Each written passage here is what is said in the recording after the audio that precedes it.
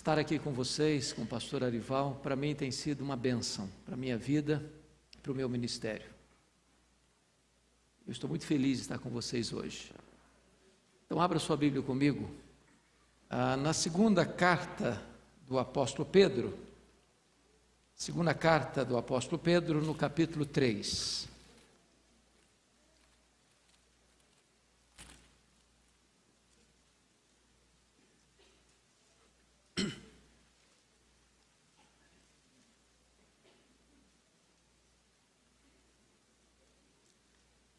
Faremos a leitura de todo este capítulo. Segunda de Pedro, capítulo 3. Pedro escreve assim: Amados, esta é agora a segunda epístola que vos escrevo. Em ambas, procure despertar com lembranças a vossa mente esclarecida, para que vos recordeis das palavras que anteriormente foram ditas pelos santos profetas, bem como do mandamento do Senhor e Salvador, ensinado pelos vossos apóstolos, tendo em conta, antes de tudo, que nos últimos dias virão escarnecedores com os seus escárnios, andando segundo as próprias paixões, e dizendo: onde está a promessa da sua vinda? Porque desde que os pais dormiram, todas as coisas permanecem como desde o princípio da criação. Porque deliberadamente esquecem que de longo tempo houve céus bem como terra, a qual surgiu da água e através da água pela palavra de Deus, pela qual veio o mundo, ou veio a perecer o mundo daquele tempo, afogado em água. Ora, os céus que agora existem e a terra, pela mesma palavra, têm sido entesourados para fogo, estando reservados para o dia do juízo e destruição dos homens ímpios. Há todavia uma coisa, amados, que não deveis esquecer, que para o Senhor, um dia como 1000 anos, e 1000 anos como um dia. Não retarda o Senhor a sua promessa, como alguns a julgam demorada. Pelo contrário, Ele é longânimo para convosco, não querendo que nenhum pereça, senão que todos cheguem ao arrependimento. Virá, entretanto, como ladrão o dia do Senhor, no qual os céus passarão com estrepitoso estrondo, e os elementos se desfarão abrasados. Também a terra e as obras que nela existem serão atingidas. Visto que todas estas coisas hão de ser assim desfeitas, deveis ser tais como os que vivem em santo procedimento e piedade, esperando e apressando a vinda do dia de Deus, por causa do qual os céus incendiados serão desfeitos e os elementos abrasados se derreterão. Nós, porém, segundo a sua promessa, esperamos novos céus e nova terra, nos quais habita a justiça.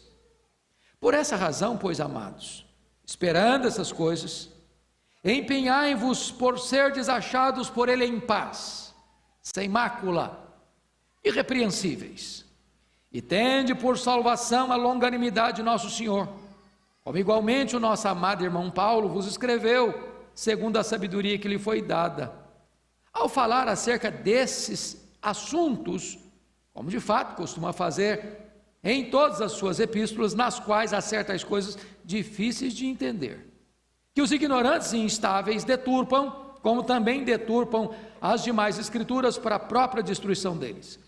Vós, pois, amados, prevenidos como estáis de antemão, acautelai-vos.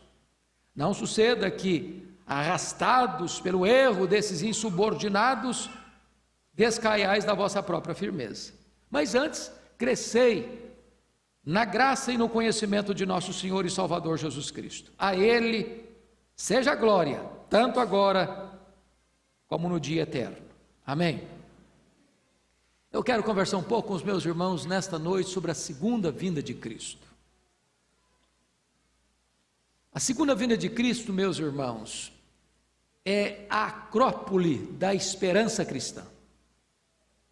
A segunda vinda de Cristo é certamente o pináculo de todas as doutrinas cristãs.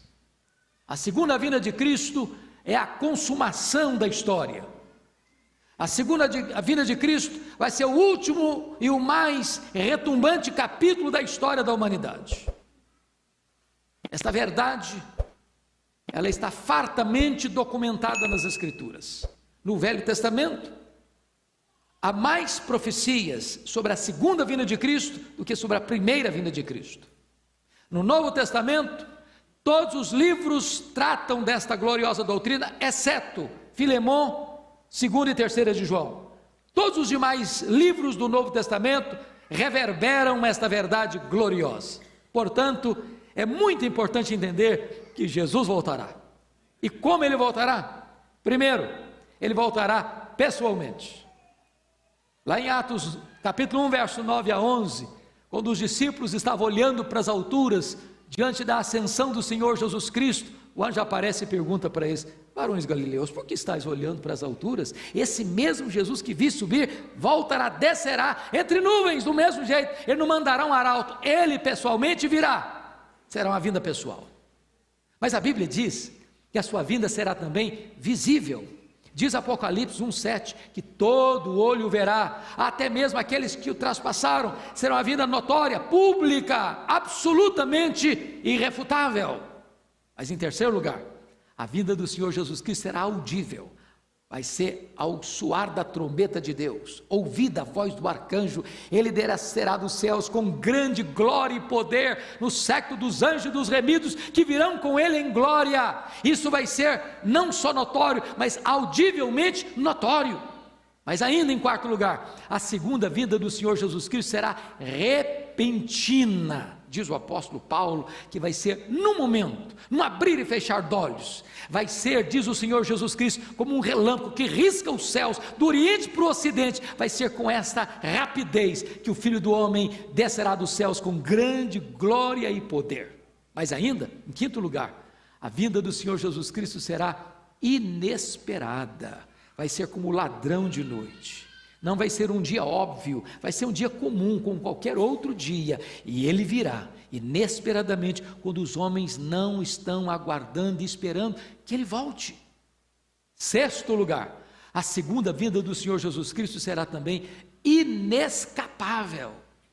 É como uma mulher grávida, que precisa dar à luz, e desta mesma maneira que uma mulher grávida vai dar à luz, inescapavelmente o Senhor Jesus Cristo virá, e virá para buscar a sua igreja, para reinar com ela para sempre e sempre e sempre. Sétimo e último lugar, a segunda vinda do Senhor Jesus Cristo será vitoriosa e gloriosa. Ele virá em glória, ele vai se assentar no seu trono, ele vai julgar as nações, e ele vai colocar todos os seus inimigos debaixo dos seus pés, e vai entregar o reino ao Deus e o Pai, para que ele seja tudo em todos. E então haverá novos céus e nova terra, e nós estaremos com ele, reinaremos com ele para sempre e sempre e sempre. Esta doutrina gloriosa, irmãos amados, entretanto, é uma doutrina que tem sido atacada frontalmente pelos ímpios, porque eles não gostam dessa doutrina, eles não gostam desta verdade, porque esta verdade diz que a história não está nas mãos dos homens, nem dos poderosos, nem dos sábios, nem dos cientistas. A rédea da história, ou as rédeas da história, o volante da história está nas mãos do Senhor, e é Ele quem vai consumar a história, e Ele quem vai julgar as nações. Então, Pedro vai tratar deste assunto, e eu peço que você, com a Bíblia aberta comigo, considere este assunto. Primeira coisa que Pedro começa dizendo é o seguinte: amados, esta é a segunda epístola que vos escrevo. Claro, a primeira nós temos aí na nossa Bíblia, então é a segunda mesmo, e essa que você está lendo comigo. Em ambas, diz ele, procuro despertar com lembranças a vossa mente esclarecida. Então, Pedro me dá um descanso muito enorme no coração. Ele está dizendo o seguinte: quando você vier para a igreja, não venha toda vez que você vier com a expectativa de que o pastor vai pregar coisa inédita. Não vai. O pastor vai pregar para você aquilo que você já sabe. Vamos recordar aquilo que nós já sabemos. Nós vamos trazer à memória esclarecida de vocês aquilo que vocês já têm conhecimento. Verdades que precisam ser ditas e repetidas, e repetidas, e repetidas, e repetidas de novo. O que Pedro vai nos informar, no versículo 2, para que vos recordeis das palavras que anteriormente foram ditas pelos santos profetas, bem como do mandamento do Senhor e Salvador, ensinado pelos vossos apóstolos. O que ele está dizendo aqui? O que ele está dizendo aqui é que essa doutrina da segunda vinda de Cristo não é nova, não é inédita, ele não está criando isso, ele não está inventando isso, ele está ancorado naquilo que os profetas pregaram sobre a segunda vinda de Cristo. Os profetas trataram deste assunto, mais do que da primeira vinda. O que ele está dizendo aqui é que o Senhor Jesus Cristo também, enquanto aqui esteve, ensinou sobre a sua segunda vinda. É só você perceber o chamado sermão profético de Jesus, que está em Mateus 24 e 25, onde ele diz que, quando perguntado para ele, mas Senhor, quando acontecerá essas coisas? Que sinal haverá da tua vinda e da consumação dos séculos? Ele diz, vede que ninguém vos engane. Haverá guerras, rumores de guerras, haverá terremotos, pestilências, o amor de muitos se esfriarão, e este evangelho do reino será pregado em todo o mundo, então virá o fim. Mas também esta verdade gloriosa foi pregada pelos apóstolos. O apóstolo Paulo trata dessa matéria, o apóstolo Pedro trata dessa matéria, o apóstolo João trata dessa matéria, e este assunto está fartamente trabalhado pelos profetas, pelo Senhor Jesus e pelos apóstolos. Em outras palavras, o que Pedro está dizendo é o seguinte: há uma unidade das Escrituras.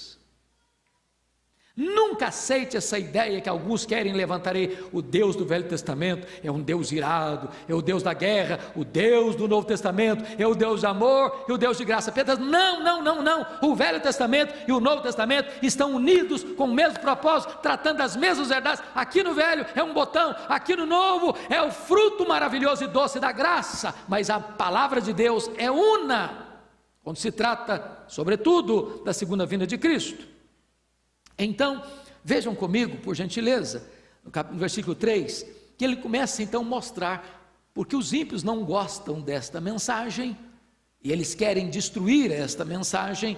Olha o que está acontecendo, verso 3, tendo em conta, antes de tudo, que nos últimos dias virão escarnecedores, com seus escárnios, andando segundo as suas próprias paixões. Primeira coisa que Pedro está dizendo é o seguinte: os falsos mestres virão quando? Nos últimos dias. O que são os últimos dias? Isso é um termo técnico. Não são os últimos dias que vão preceder imediatamente a segunda vinda de Cristo, mas os últimos dias é um período que abrange da primeira à segunda vinda. Nós já estamos nos últimos dias. E é por isso que o primeiro sinal que Jesus Cristo disse que deveríamos observar com respeito à sua segunda vinda: acautelai-vos dos falsos profetas, dos falsos mestres. Agora, a primeira coisa que o que Pedro está nos informando é o seguinte: se a doutrina está errada, a vida está errada. O verso 3 diz que eles vêm com os seus escárnios, eles são escarnecedores, e vêm com os seus escárnios andando segundo as próprias paixões. Por que isso? Porque a teologia determina a ética. Ninguém pode ser um herege e ao mesmo tempo ser santo. Não se pode ter uma doutrina errada e ter um comportamento certo. Se a doutrina está errada, o comportamento é errado. É por isso que os falsos mestres têm uma teologia ruim e têm uma ética ruim. Agora, qual o problema desses falsos mestres? Vamos entender que Pedro está tratando da segunda vinda de Cristo. Então, qual o problema deles? Qual o erro deles? Qual a falsa doutrina deles? Versículo 4, compare comigo aí, dizendo, o que eles estão dizendo? Onde está a promessa da sua vinda? Porque desde que os pais dormiram, todas as coisas permanecem como desde o princípio da criação. Notem vocês que o ensino dos falsos mestres é esse. Que coisa, que bobagem esse negócio de segunda vinda. Isso não existe. Isso é fantasia. Isso é quimera. Isso é utopia. Isso não vai acontecer. Isso aí é uma invenção. Essa expectativa, essa esperança é vã. Isso não tem sentido, ele não volta não. O grande problema aqui, irmãos, é que os falsos profetas põem em xeque a veracidade da palavra de Deus. Eles colocam em xeque a credibilidade da palavra de Deus. Eles estão dizendo que o que Deus disse na sua palavra, as promessas que Ele fez, são vazias, não são dignas de confiança. Então, percebam vocês que os falsos mestres estão fazendo uma leitura errada das Escrituras e fazendo uma leitura errada da história. Como é que Pedro vai encarar? Como é que Pedro vai entender esses falsos profetas? Como é que Pedro vai fazer essa leitura? Veja comigo o versículo 5. Porque deliberadamente esquecem, então preste atenção aqui. Os falsos mestres não têm esquecimento por falta de memória. Aliás, o ateísmo não é uma questão intelectual, o ateísmo é uma questão moral. Os homens rejeitam a verdade, sufocam a verdade, tentam afogar a verdade, porque eles não querem mudar de conduta. Preste atenção nisso, quando uma pessoa vive uma vida errada, ou ele se arrepende, ou ele muda a teologia dele, para justificar o seu comportamento errado. Como eles não querem mudar de vida, como eles querem viver nas suas paixões, como eles querem viver nos seus devaneios carnais, como eles não querem se arrepender, então eles começam a dizer, não, então não vai ter juízo, porque se tiver juízo eu estou encrencado, então não tem juízo, então não tem segunda vinda, então não tem eternidade, então não tem céu, então não tem inferno, para justificar o comportamento moral desviado e desregrado que eles vivem. Mas Pedro está dizendo o seguinte, eles têm um esquecimento deliberado, eles não são honestos intelectualmente, o problema deles é moral. Bom, qual o argumento que Pedro vai usar para refutar esse esquecimento deliberado dos falsos mestres? Pedro vai citar 3 coisas. Primeiro, Pedro vai dizer que esse mundo foi criado pela palavra de Deus. Poder da palavra de Deus. Pedro vai dizer, o mundo foi criado, e criado pelo poder da palavra de Deus. Aí notem comigo, que no versículo de número 6, ele vai dizer a segunda coisa, esse mundo foi julgado e pereceu no dilúvio, pela palavra de Deus. Terceiro, olha comigo por favor, versículo 7, ele diz que esse mundo que já foi julgado no dilúvio, pelo poder da mesma palavra que criou o mundo, também vai passar por um outro julgamento, o julgamento final, do juízo final, e esse mundo vai passar pelo fogo de Deus, pelo poder da palavra de Deus. Então preste atenção no que Pedro está dizendo. Se os falsos mestres vêm para colocar em xeque a credibilidade, a integridade da palavra de Deus, Pedro está dizendo para eles, olha, pois bem, vocês estão querendo dizer que a palavra de Deus não é verdadeira, vocês estão querendo dizer que a palavra de Deus não é confiável, vocês estão dizendo que a palavra de Deus não merece confiança, pois entenda uma coisa, o mundo foi criado pela palavra de Deus, o mundo foi julgado no dilúvio pela palavra de Deus, e o mundo será julgado no juízo final pela palavra de Deus.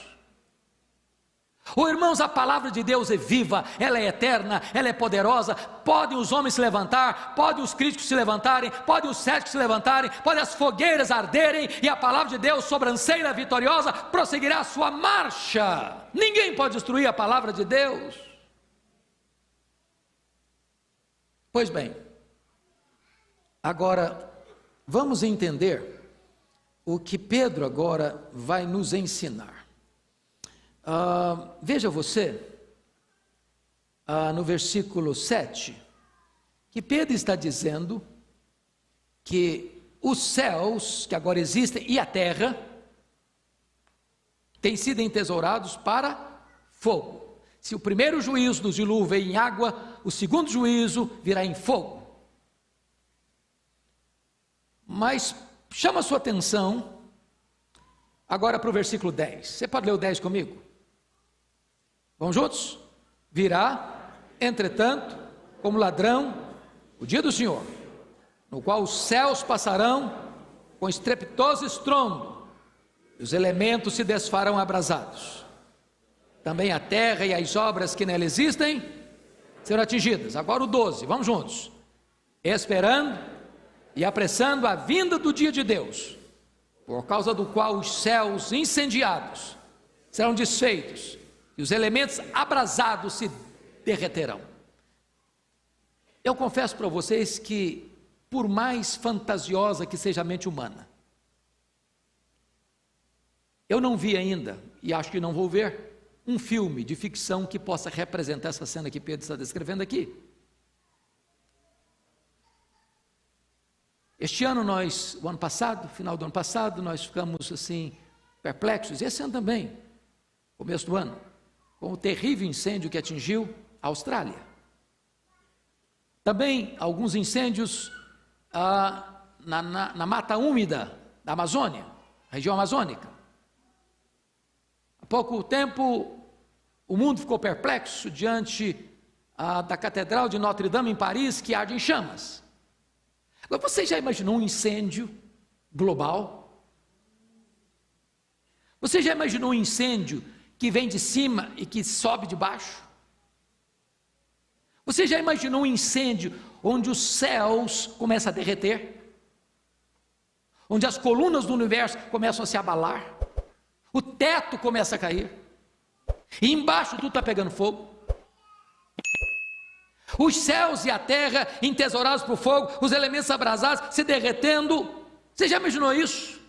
Você já imaginou essa cena que está escrito aí, por favor, perceba no versículo 10, também a terra e as obras que nela existem, prédios, monumentos, edifícios, palácios, casas, apartamentos, tudo aquilo que o homem fez, que a arquitetura montou, que a engenharia inventou, tudo aquilo que é sólido, que é bonito, que encanta os olhos, que custa muito dinheiro, tudo isso vai derreter.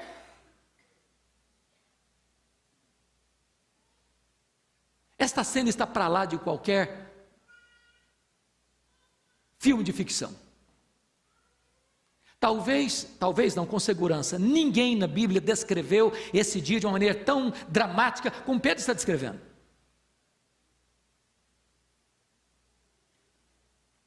Bom, mas qual era a pergunta dos falsos mestres para questionar a palavra de Deus?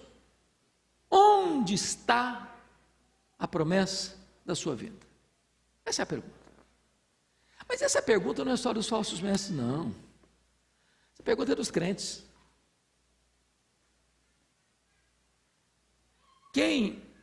Vou fazer uma perguntinha, por favor, responda para mim levantando uma das mãos.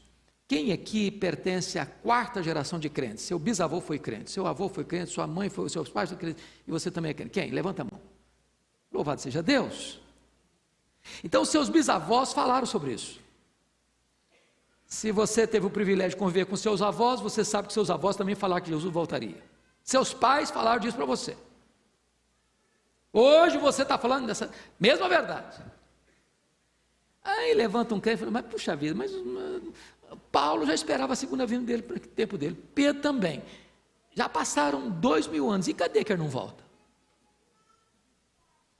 De repente, a pergunta dos falsos profetas, dos falsos mestres, começa a ecoar no seu coração, no meu coração. Cadê que ele não volta? E quando os crentes começam a querer muito que Jesus volte, não é por causa de Jesus, não é porque está querendo sair dessa perrengue que está.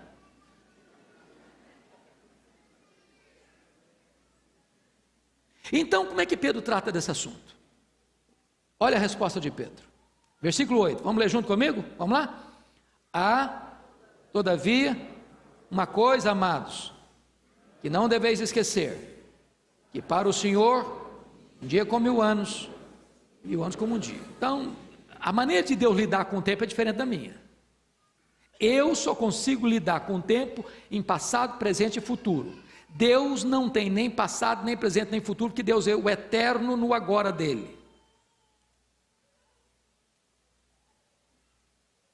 Então, esse negócio de ficar contando segundos, minutos, horas, dias, semanas, meses, anos, décadas, séculos, milênios, é nosso. Deus é tudo no seu eterno agora. Mas permanece a pergunta dos falsos mestres ecoando às vezes no nosso coração: onde está a promessa da sua vinda? Por que não veio ainda? Pedro responde essa pergunta. Olha o versículo 9 comigo. Vamos ler juntos com voz bem clara, bem alta, vamos lá? Não retarda o Senhor a sua promessa, como alguns